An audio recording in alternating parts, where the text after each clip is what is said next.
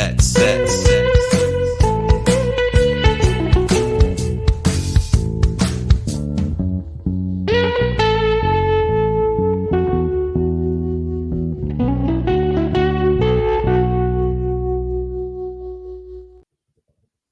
All right, we're looking at some NFL futures heading into the month of June. We're looking more at the season win totals to make the playoffs, divisions, conference, Super Bowls, more like team oriented, the team specials that you're going to see out across DraftKings or any other the sports books out there at your guys' disposal. So let's start by just kind of breaking down the overall market, because honestly, Eric, like we always say it, but NFL odds setters and bookies, they're really some of the sharpest, I think, in the industry, in my opinion. So your thoughts here on the overall market. We're going to pull up the Betting Pros app, and we're going to start by looking at just the Super Bowl winners odds. Your thoughts on, did the books get it right? Like, is it fair? Is there any value you're seeing in this market, Eric? Yeah, there is value in this market. Your overarching point about how sharp these lines are is bang on, right? Like, it's, while there are points of value that you can exploit, there isn't anything glaring that's flatly mispriced, right? And a lot of the points of value that you can exploit, at least from my vantage point, are less to do with where those lines were set initially and Sure. more to do with how those lines have moved with the fan response, right? You look at my beloved Houston Texans moving from plus 250 to plus 1500, or plus 2500 to plus 1500, right? Like, I think plus 2500 to win the Super Bowl is a fair line to set for them. Sure. But to have them jump up that much, right? Like, they are clearly everybody's darling and everyone's sleeper pick to Sure. make a Super Bowl run. So when we're talking about where the soft spots are in the market and where we're trying to exploit, a lot of what I like to do is just specifically look at which lines have moved the most since opening. And while I am a part of the betting public in general, generally the betting public kind of has it wrong. So if you see someone moving, in a taking a big leap in one direction or the other, identifying that as an opportunity to zag, so to speak, is certainly part of the overall strategy. Yeah, I will say this. I think Baltimore way overvalued in the market right now. 11-1 when you have Detroit right around 11-1. Cincy kind of right in that market as well. I can't do it. Can't do it for me. Even like Philly at 17-1, like that's interesting. I think it's like, I like that a lot. yeah, I think that's interesting. Outside of that, like you're really taking some gambles. Like, do you want to flirt with the Jordan Love, making a run in year number I 2? do want to flirt with a Jordan Love making a run. 20-1, 20-1. Is 20 that to enough? 1? That Yeah. I don't know. Yeah, my guy made the playoffs. He won a playoff game against a top to bottom better roster against the Cowboys. Granted, the Cowboys have a long history of pissing down their leg in the playoffs. Sure. And then they push Detroit to the brink, right? So like, I mean, Jordan, this is really more about my confidence in Jordan Love Yeah. as a passer, and some of the additions by subtractions that this roster and this coaching staff has made over the course of the offseason, right? Like, I would say that they're probably third or fourth in the NFC in terms of who I like to make it to the Super Bowl. And once you're there, I mean, you've got a puncher's chance, right? I'll tell you what, too. I think if you're interested in the Packers, like 9-1 to win the NFC isn't a terrible number either. And Yeah. looking at some more conference odds as well, Eric, Kansas City plus 370 to win the AFC. Like, talk to me a little bit about that. I think that's worth like discussing, because again, I'm a favorites better. I'm gonna keep hitting the favorites, but I don't know if there's a team right now in the AFC, if we're being realistic, that can knock off the Chiefs. certainly things could change. We could see some major injuries ravel that team. Obviously, they move off some of their very talented defensive players in the offseason.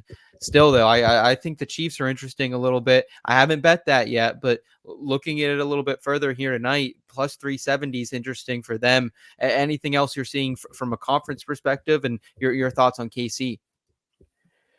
Yeah, KC's tricky, right? Because they are the favorite and should be the favorite for a good reason, right?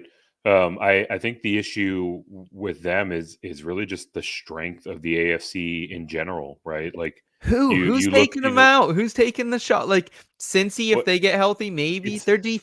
I don't know. they say it's a game of inches, and on any given Sunday, any team can win, right? So we're talking about ultimately with these kind of daisy chained playoff futures where it's not just to win their division or to get past a certain Yeah, win number.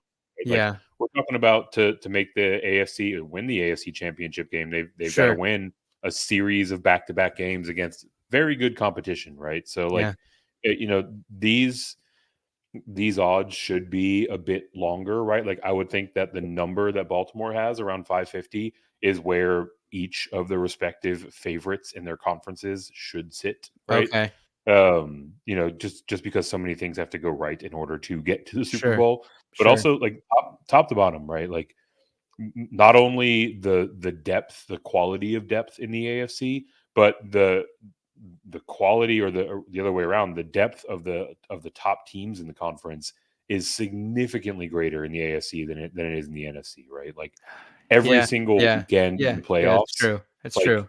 they're Good playing a point. team that, on their best day could totally win a Super Bowl on that side of the bracket, right? So it's just Great point. it's more of a practical argument that like it I feel a certain kind of way about taking short odds on Lane any of these 350 on, things, yeah, yeah. Lane 350 is um, pretty fucking but tough. like I said Yeah, off the rip, right? Like Kansas City is the correct team to have as the favorite. sure. It's just I want to get into like the plus 600s and even longer odds before I'm really speculating in this market. Yeah, absolutely. Um, All right, let's talk division winners, and I'll throw out one of my favorite bets of the week, and I'll be honest with you, dude. Like this is another, I think, really sharply priced market. Like there's no value to bet KC, there's no value to bet San Francisco.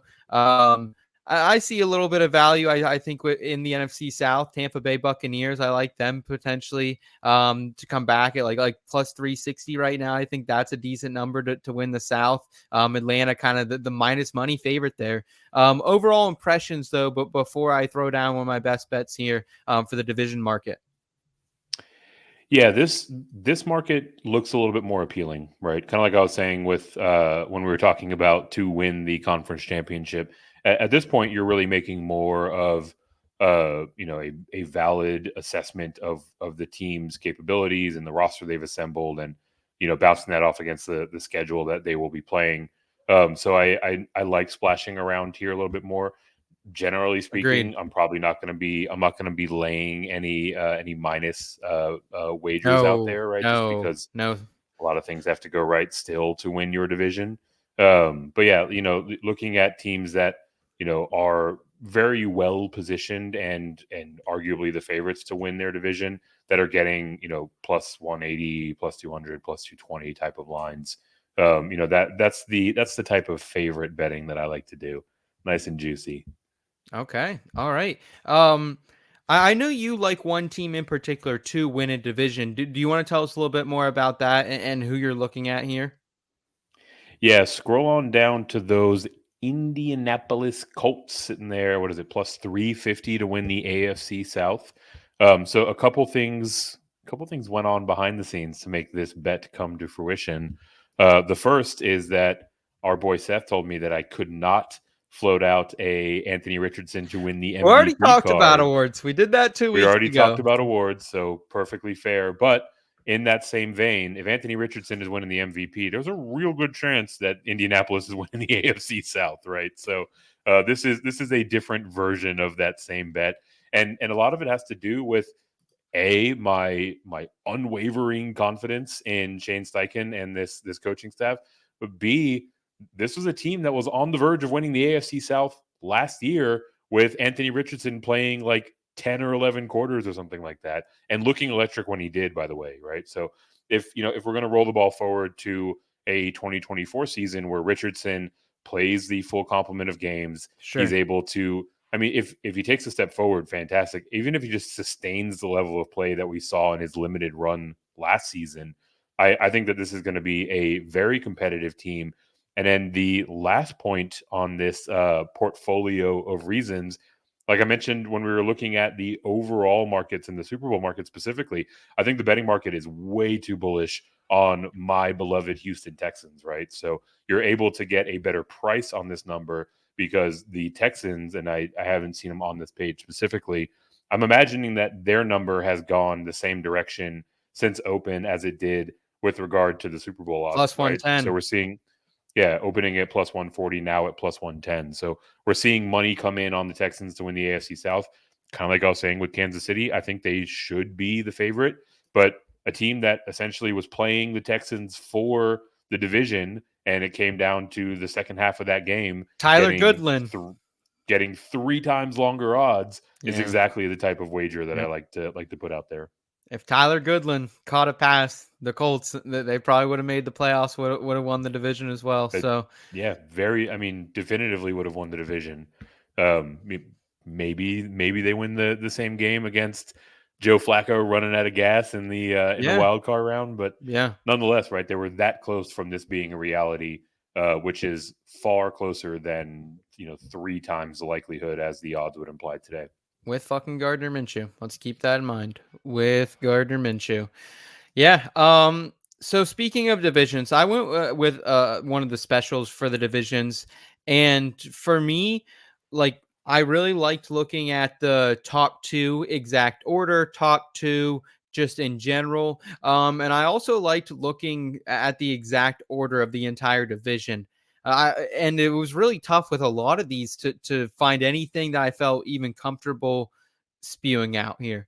But Eric, I went with the AFC West exact order: Kansas City, Los Angeles Chargers, Denver Broncos, and then the Las Vegas Raiders in that order. So the Chiefs kind of staying on top here. And this is for plus 500, this little parlay out there.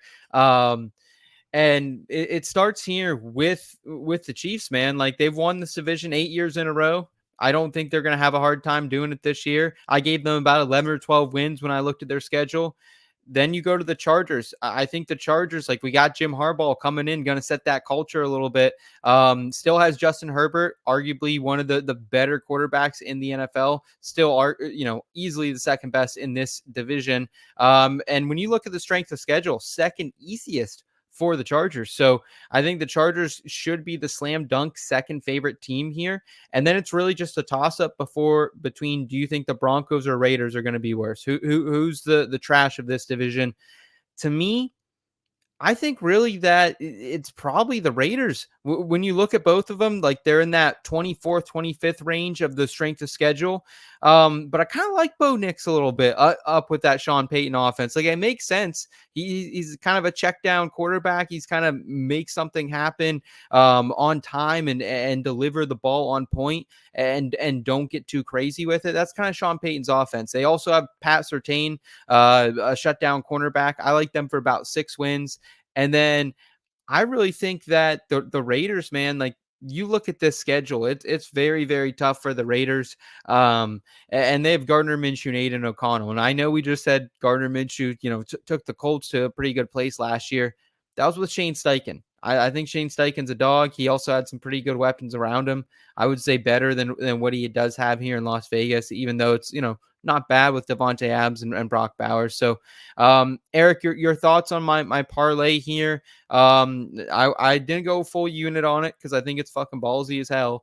But your thoughts on AFC West exact order: KC, Chargers, Denver, and the Raiders plus 500. Yeah, so I'll touch on the functional part of your question first, which is what do I think of this order of the AFC West? And I think you absolutely nailed it, right? I was just making a case for why Kansas City should be the clear favorite to win the AFC outright. So clearly, I like them to win their division specifically.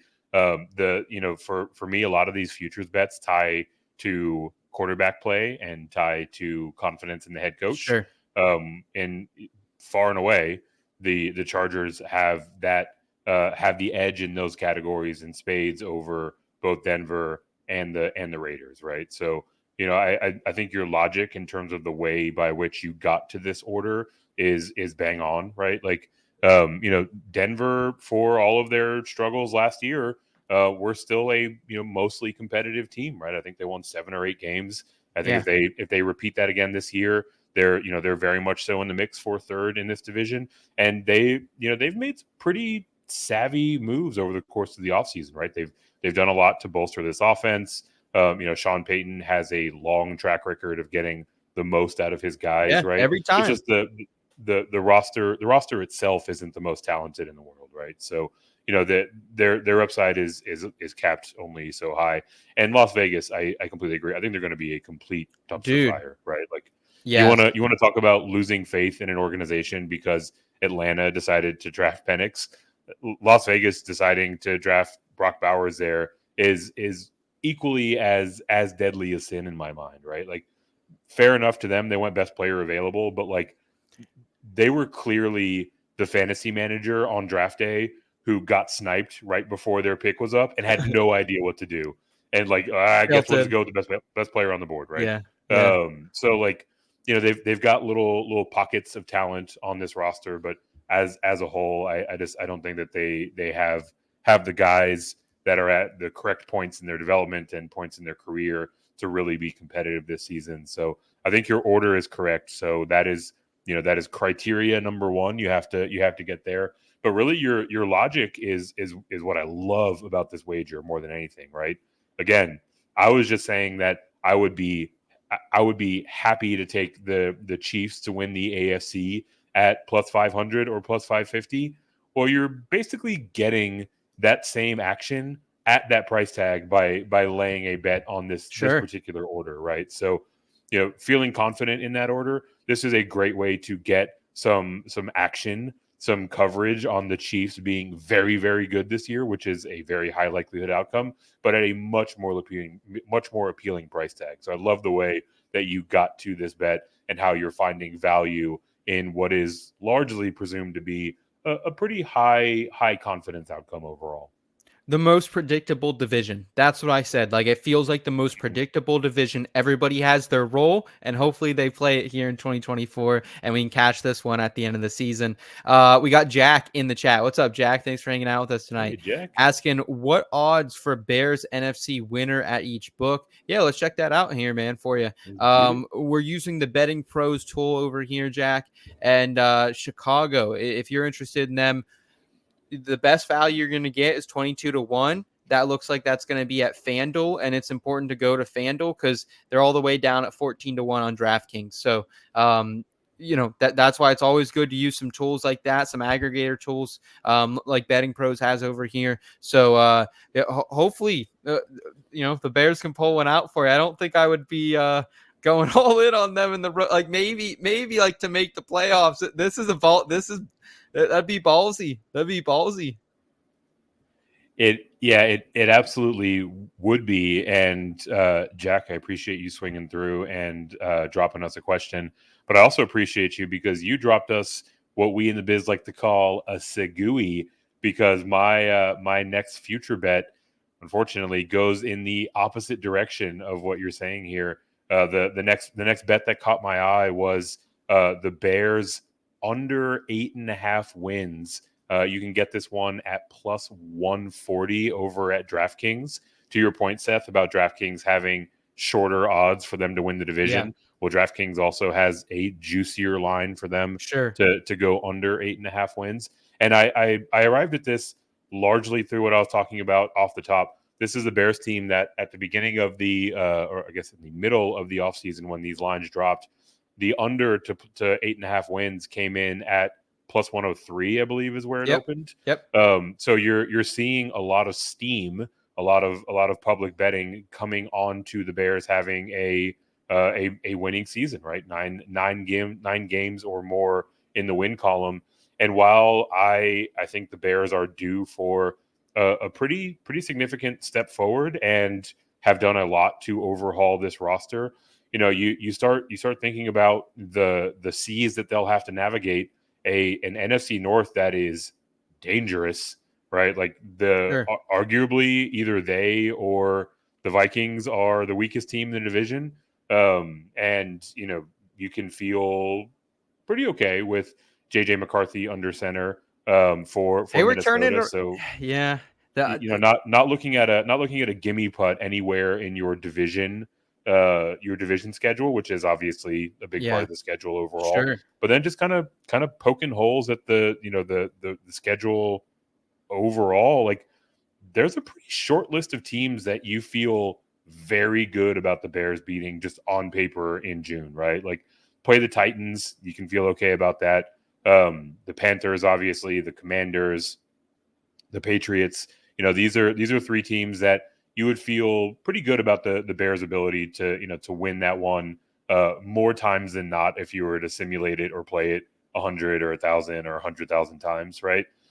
But then after that, like we talked about the division, the Bears also have the 49ers. They have the Cardinals with Kyler Murray. That's a This is toss up tough. at best. The Rams, the Texans, the Colts, right? Like this is a pretty tough schedule overall. So to get plus 140 on either side of a win total line, it's kind of hard to come by. And then you just think about the difficulty of the schedule, the fact that rookie performance at the quarterback position is a guarantee for no prospect. And I Absolutely. think you can kind of cobble together a case where passing up, or rather passing by on plus 140 odds is probably hard to do. So this is one that I kind of had to back myself into, but I feel pretty okay about it where we sit right now. Okay, I don't mind that at all. Jack in the chat saying, "Hell yeah, I'm a huge futures guy. Also work for Walter Picks. Go Chiefs, but live in Chicago now." Saying he hit the exacta for the NFC North in 2021 when Detroit beat Yo, Green Bay on Sunday Night Football to go. Wow. Okay. dude, So, talk about a sweat too, with the way that the NFL does the dude, schedule, where it's largely yeah. divisional matchups at the end of the year. Having a sweat for an exacta on a division on the last week of the season has got to be awesome. And I'll Good be shit, honest. my guy. I'll be honest too. Like Eric, I like the number you pulled out for the Bears. I don't think I could bet it. I don't think my heart would let me, just because the strength of, like, you are right. I don't think the schedule, it does line up for them very well when you Mhm. look at home and away opponents, but their 2024 strength of schedule is still, according to Sharp Football Analysis, like the third easiest schedule. So I think they're getting a little bit of a break, but 8.5 is a big number. It And I is. and I was on the under of them last season as well. I'm not a huge Eberflus guy, to be honest with you. I think he might be out the building. I think he's really the X factor with this bet. I think he is the X factor of this bet. Is like, what can Matty Eberflus do here? Still kind of on the hot seat a little bit, so we'll see. But I love the shout out, a little Bears Nation love in the chat tonight. Right. Little Bears Nation hate from Eric though. You ever been to Chicago, Eric? I have been to Chicago, and this isn't hate. I was worried that this was going to come across as like hating on Caleb, or lack of confidence in him. Right? It's just rookie quarterbacks are a roll of the dice. It takes a while to ramp up in this league. Tough schedule, and a good number, right? But to your Yeah. to your question, I've been to Chicago.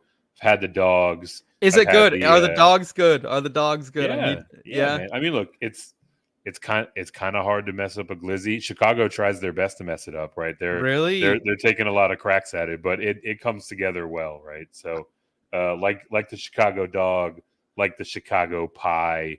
Okay. Chicago Do in the you? Okay. summertime is an elite geography and weather city. Get out on the lake and enjoy the sunshine. Okay. Love nothing but love for Chicago, despite what my futures wagering card might imply. I know Jack earlier in the chat told us that he's from Kansas City, but obviously drinking that green juice right out of the river there on St. Patty's Day, saying he's buying Caleb's the top 12 QB this year. Yeah, it's gonna be tough, man. It's gonna be tough. Also saying all the division games come in week number 11 through 18. Mhm. That's at least a bonus, I think, Eric. That's at least a bonus. Good to know. Great note there. Let's keep moving through some of our best bets here before we round out the show. And I want to get to one of mine in the futures market that's not even on the odds board. So we'll stop sharing that here. And I'll pull up my probably favorite bet of the year, I would say so far from an NFL perspective. Here, it's fewest regular season wins. It's for the Patriots plus 375 over at ESPN Bet. And why I like this one is like, again, I'm betting favorites. Shocker, Seth's betting a fucking favorite. But I think when you look at what the Patriots have on paper, probably the worst roster. Like, can we say that? Like, their receivers are kind of fucking trash. Jalen Polk, Kendrick Bourne, Demario Douglas. Like, that's not good enough to win in this league, honestly. Offensive line kind of patchwork at best, in my opinion. And we also like just keep hearing out of that camp. Be patient with Drake May. Let's set expectations for Drake May. That has me a little concerned. We've kind of heard from a lot of the QB experts. I'm not one of them, that this guy and his footwork is going to take a little bit of time. So I'm worried that this defense, while they could be okay, their two best players kind of coming off season enders. So overall, like, you just lose the best head coach all time. Like, say what you want about Bill Belichick, but you just lose him. The schedule is fucking crazy. 31st in strength of schedule, so the second toughest as well. I don't think they're going to be favored in one game this year. I really don't, Eric. Like, I'll just go through a couple of their early opponents: Cincy, Seattle, Jets, San Francisco, Miami, Houston, Jacksonville, Jets. I don't think they win. I think they start out 0-7. Like, I wouldn't pick them. Maybe they'll pull one out. Who else do you like in this market though? Like, is there value I'm not looking at? Because like every other team, I have a case for like why they could be better than what I think, and I don't have one for the Patriots. Yeah, I think that's really it, right? By consensus, most rankers out there have the Patriots as 32nd or 31st in their power rankings overall, right? So, they should be considered one of the most likely teams to have the worst record. The schedule does them absolutely no favors, but None. also like the mentality of the organization seems like it's kind of unclear, right? Like I mentioned Tennessee being a game that you feel confident in for the Bears to win. While Tennessee is a bottom 5, bottom 6 or 7 roster, this team is trying to win. Like the way that they're assembling their roster is clear that they think they can be competitive, right? So like they have an identity that it is understood what the assignment is. They're going to go out and try to get it done. I don't think New England even really knows where they are right now, right? Like there's talks of Jacoby Brissett getting a start for a while. There's talks of Drake May needing more time to develop. Yeah. It screams kind of transitionary overall. So like if you don't have for all of your question marks or holes in your roster, for all of your unknowns of new coaching staffs or whatever it might be up and down the league, if you don't have that true north of like we are, this is who we are this year, this is what we're trying to accomplish, the train can slide off the tracks pretty quickly, right? So Yeah. you add that to the fact that they've got a tough roster, they play in one of the tougher divisions in all of the NFL, and there's a lot of things stacking up that make close to 4-1 odds on this wager look pretty good.